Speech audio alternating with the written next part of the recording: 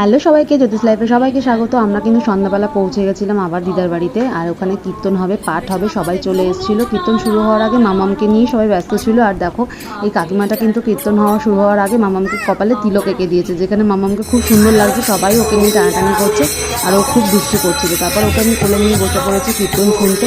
পুরোটা কীর্তন কিন্তু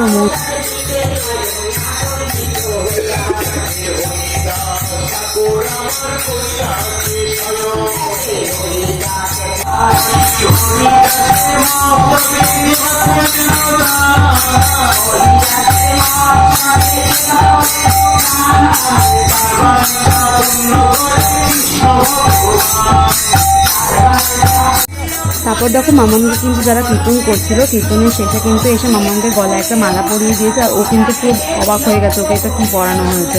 তারপর এসে আমার গলায় একটু পরিয়েছে একটা মালা, আর ও সেটা দেখে খুব আনন্দ পাচ্ছে। গলা থেকে